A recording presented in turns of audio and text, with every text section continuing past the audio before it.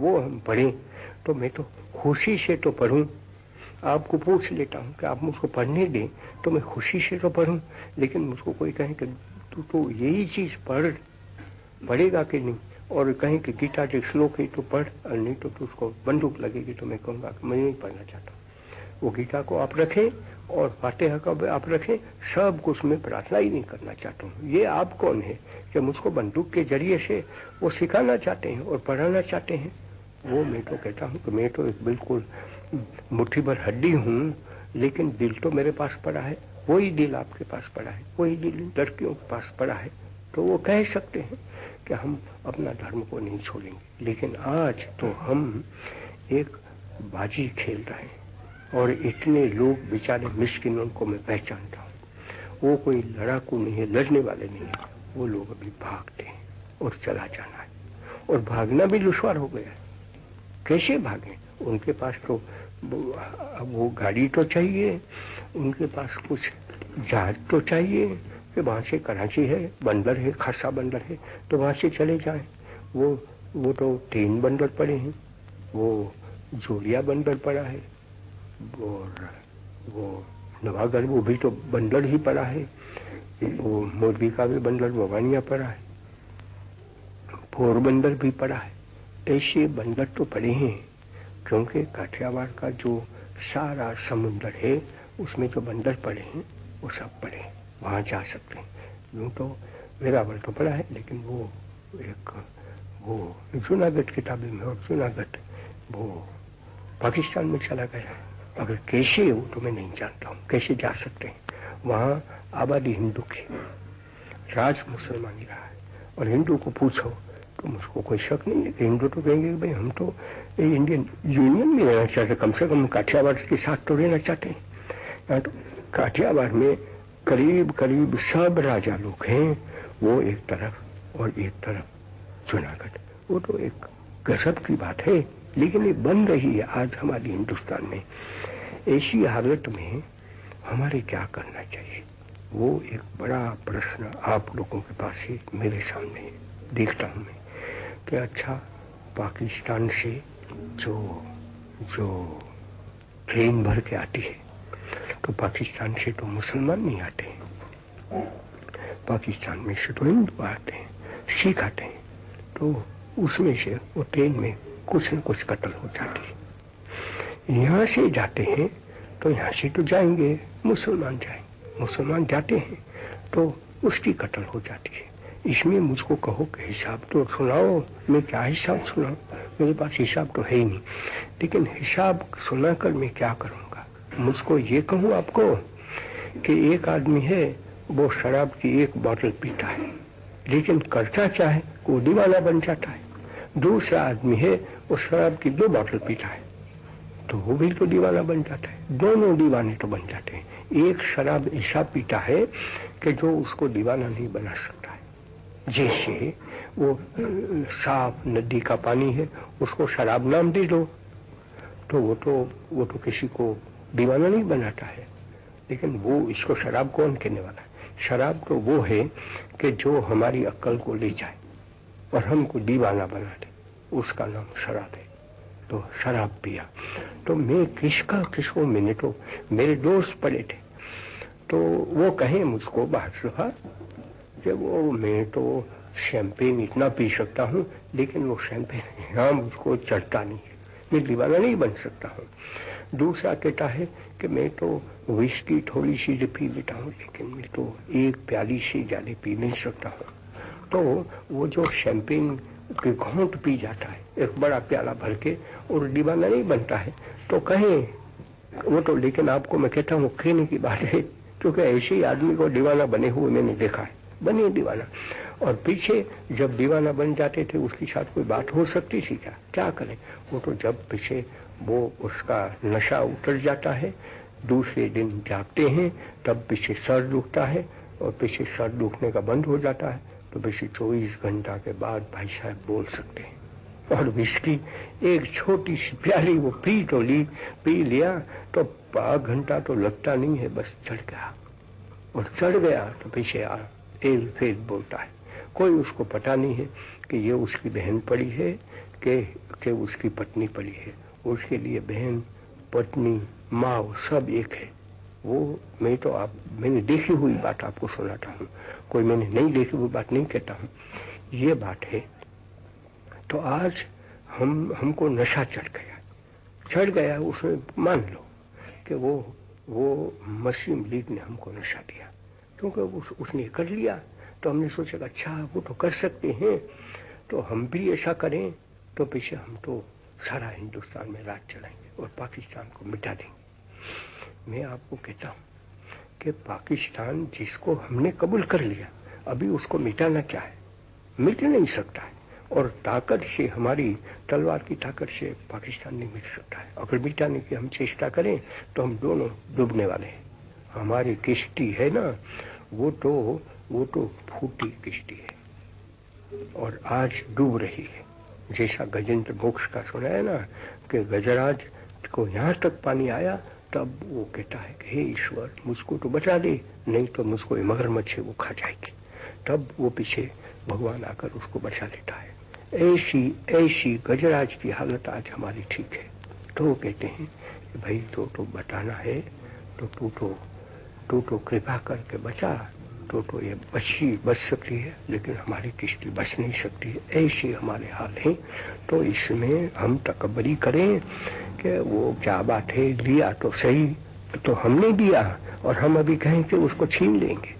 मैं कहता हूं किसी को वो सोचना ही नहीं चाहिए। अगर सोचो तो आखिर में इसमें तो लड़ाई, जंग होने वाला है, और जंग होगा उसकी तो परवाह न करो। वो तो जंग तो करेंगे, तो आपको मुझको थोड़ा जंग करना है, तो दोनों के लश्कर लड़ेंगे, लेकिन उस लश्कर के साथ हम कुछ तो करेंगे, पैसे तो हम देंगे। हम ऐसा तो कहेंगे अच्छा जाओ तुम जाओ, यहाँ से कहें कि लड़ो और पीछे जीत लेकर आओ। अरे कहाँ से जीत लेकर आओगे? उसके पहले तो दुनिया में जो दूसरी ताकत पड़ी हो आपको खाने वाले हैं, दोनों को खा जाएंगे।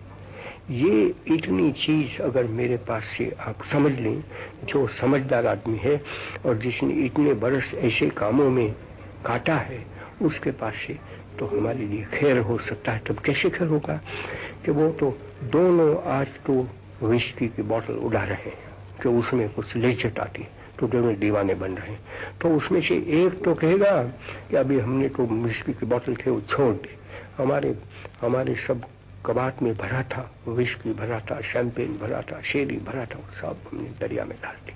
क्यों डाल दी? हम समझ गए कि हम तो पीछे सब भूल जाते। माँ कौन है, बेटी कौन है, बहन कौन है, पत्नी कौन है, वो सब भूल जाते हैं। हमने जो किसी को वचन दिया कि ऐसा करेंगे, अगर माना कि मैं आज कह दूं कि जवाहरलाल जी के पास जाऊंगा और मैंने आज विस्की पी ली, मेरे क्या हाल होगा? मैं तो कल नहीं जा सकूंगा, तो मेरा वचन भी टूट गया ना। तो न मेरा वचन रह सकता है, न मेरी प्रॉमिसरी नोट रह सकती है, न मेरी बहन रह सकती है, न मेरी बीबी रह सकती है। सब बस प्रलय मेरा हो जाता है। ऐसा हम आज बन गए हैं। तो किसी को तो वो चीज छोड़ना है, उस नशा को। तो मैं तो इसी कहते कहते मरना चाहता हूँ। अगर ये नहीं हो सकता है तो कम से कम मुझको ईश्वर उठा तो ले, लेकिन मैं अगर पड़ा हूं तो मुझको तो यही कहना है कि नहीं, अब हम सादे बन जाए, उस नशा को छोड़ दें।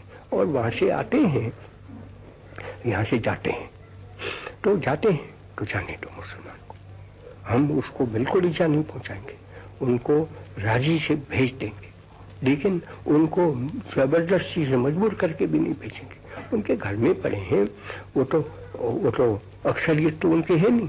हम ऐसे क्यों बुज़दिल बने कि हम ज्यादा हैं? सारे हिंदुस्तान में तो बहुत ज्यादा पड़े हैं, वो बहुत ज्यादा पड़े हैं, वो ऐसे क्यों कम ताकत रहे कि हमको वो खा जाएंगे 4.5 करोड़ मुसलमान, और कहो कि जो पाकिस्तान में मुसलमान है वो भी हमको खा जाने वाले हैं। तो क्या हम ऐसे हैं कि जब हिंदू को मैं पूछूं कि हमको खा सकते हैं? ऐसे हम हैं तो वैसे पाकिस्तान खा जाए या तो दुनिया में दूसरे कोई खा जाए तो उसमें है क्या? लेकिन वो सरहद हासिल किसने किया है? वो तो आप लोगों ने किया है। जब कांग्रेस ने इतनी कुर्बानियां की और हर एक वर्ष प्रति वर्ष ज्यादा में ज्यादा कुर्बानियां करती गई, तो वो तो इसमें तो काफी तो हिंदू थे ना, मुसलमान थे। ऐसा कोई मुझको सुनाएगा कि नहीं मुसलमान तो कुछ किया नहीं, तो वो पागल है। मेरे आंखों से देखा है, इतने वर्षों तो मैं यहाँ पड़ा हूँ। कांग्रेस की बागडोर भी मेरे हाथ में तो रही है तब भी, आज तो मेरे हाथ में नहीं है, उससे क्या हुआ, लेकिन मेरी आंखों से मैं देख तो रहा हूँ ना। तो कोई मुसलमानों ने हिस्सा नहीं दिया ऐसा नहीं, लेकिन बड़ा हिस्सा तो हिंदू ने लिया है, इसमें कोई इनकार नहीं कर सकता है।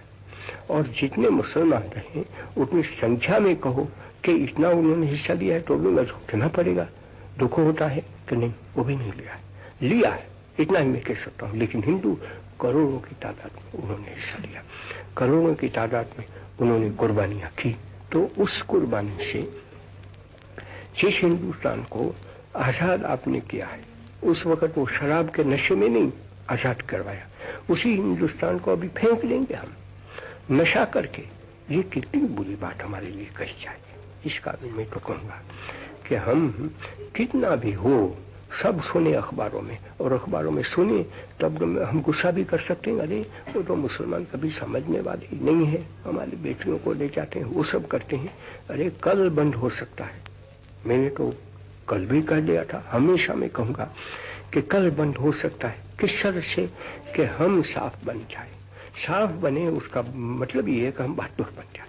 जो आदमी बहादुर बनता है वो ऐसी नहीं करने की चीज नहीं करेगा। और पीछे आपकी तो हुकूमत पड़ी है, हुकूमत को करने दो, हुकूमत को कहो, हुकूमत को तो आप तो राज तो हुकूमत नहीं चलाती है। वो जमाना चला गया कि जब तो अंग्रेजी हुकूमत, वो हुकूमत को हमको नहीं पूछना पड़ता था, उसको इंग्लैंड में पूछना पड़ता था। आज की हुकूमत है, उसको आपको पूछना है, मुझको पूछना है, इस लड़कियों को पूछना है। क्यों कि हम सब उसको बनाते हैं तब तो बन सकते हैं। तो उनको हम कह सकते हैं कि नहीं इस तरह से नहीं उस तरह से करो, वो मैं समझ सकूंगा। लेकिन उसके बदले में कि नहीं अभी हुकूमत को तो छोड़ो, हम तो मार डालें, तब मैं कहता हूं कि आप तो मार तो डालेंगे, मुसलमानों को मर जाएंगे, उससे क्या हुआ, 5 मरेंगे, करोड़ 4.5 करोड़ को मार डालो, पीछे क्या करोगे। पाकिस्तान में तो किसी को नहीं मार डालोगे तो बाकी के रहेंगे ना। वो 4.5 करोड़ के लिए आपके पास से हिसाब लेने वाले हैं, और आप हिसाब वो नहीं दे सकें क्योंकि उसके साथ सारी दुनिया हुई। इसलिए मैं कहता हूं कि हम तो साफ रहे, हमारा जो लेजर है, किताब है, वही खाता वही है, उसको हम साफ रखें कि हम कभी हम कर्जदार नहीं बनेंगे, हम लेनदार बनेंगे। हमेशा हमारे लिए जमा बाजू में ठीक होगा। इतना आप कर लें और मुझको आप पीछे पूछ सकते हैं, मैं जिंदा हूं तो कि बोल तो भी हमारा कुछ नहीं हुआ। बोलता क्या था तब तो मैं कहूंगा कि आपकी हुकूमत है, उसको अल्टीमेटम देना होगा कि जितने हिंदू और सिख वहां से चले गए उनको सबको वहां जाना है और उनकी हिफाजत आपको करना है। उसका डर क्या था, वो क्या कर सकते हैं, क्योंकि वो तो मुट्ठी भर पड़े, वो रहेगा। और वो तो उन्होंने कह लिया है कि अभी तो जितनी अकलियत है पाकिस्तान में, और सब की सब जितना एक मुसलमान को हक होगा इतना हक उनको रहेंगे। क्या बोलने का, रहने का, अपने मंदिर में जाने का, अपने गुरुद्वारा में जाने का, वो सब रहेगा। हुकूमत उनके हाथ में नहीं चाहिए। मैं तो कहूँगा कि हुकूमत में पड़ा था क्या, यहाँ कहो कि क्या मैं ये करूं, आज कह सकते हैं कि बस उसमें तो मुसलमान को ही भरो, आर्मी में भी मुसलमान को ही भरो, वो तो जमाना नहीं रहा है। एक दूसरों का एतबार टूट गया, उस वक्त ये कैसे करूं, वो तो मैं नहीं करूं, वो तो मैं समझ सकता हूं। लेकिन मेरे पास यहाँ मुसलमान पड़ा है, अपने पास जायदाद पड़ी है, उसका घर है, बाहर है, उसके बच्चे हैं, कच्चे हैं, उसको मैं भगा दूं और कहूं उसको मारो, उसको डरा दूं कि जिससे यहाँ से भागना शुरू कर दे, वो हम नहीं होने चाहिए। उसमें बड़ी बुज़दिली है। एक मेरा पड़ोसी बुज़दिल बन जाता है, इसलिए मैं क्यों बुज़दिल बनूंगा। ऐसी एक सीधी सादी बात मैं आपको आज सुनाना चाहता हूँ। मैं तो यही कहता हूँ कि वो वेर लेने की बात भूल जाए और दिल्ली को हम ऐसा साफ रखें, ऐसा बहादुर रखें कि सारी हिंदुस्तान देख सके कि दिल्ली में कुछ हो नहीं वाला है। दिल्ली में हमने कर लिया है, मुसलमानों को निकाल दिया। मैं नहीं कहता हूं कि कल जाकर आप लाएं, आप तो नहीं ला सकते हैं, तो भय रहें, जितने हैं वो आराम से रहें, जितने पड़े हैं आज दिल्ली में, और दूसरे हैं उसको जब हिंदू मुसलमान का दिल साफ हो जाए तब उनको आप लाएंगे। वो मेरा तो एक छोटी सी पुड़िया है, वो मैं आपको बताता हूँ। और जो कोई भी मुसलमान बुराई करता है, कोई भी और कहीं भी, उसके लिए हुकूमत को कहो। आज हुकूमत को आप करने नहीं देते हैं। हुकूमत जो करना चाहे वो करने नहीं देते हैं। अगर से आप पर हुकूमत है, जैसे कि ईस्ट पंजाब में तो आपकी हुकूमत है, वो तो हिंदुस्तान में है। तो हिंदुस्तान में जो पड़े हैं वो तो हिंदुस्तान की हुकूमत में पड़े हैं। वो लोग हुकूमत जैसा कहें, अगर हुकूमत कहें कि मारो, क्योंकि हमारे पास तो कुछ लश्कर नहीं है, हम कुछ कर नहीं सकते, मारो पीटो, तो पीछे हुकूमत मर जाती है। तब तो पीछे एक गुंडा राज बन जाता है। मारो पीटो को जो हुकूमत कहे वो तो पीछे अपने हाथ में से हुकूमत छोड़ दी। वो आज हुकूमत का हाल है ही नहीं, मैं आपको कहना चाहता हूँ। इसलिए हुकूमत को आप जितना जोर दे सकते हैं वो दें, लेकिन आप अपने हाथ में डांडी न दें, आप अपने हाथ में बंदूक न दें और किसी को मारें।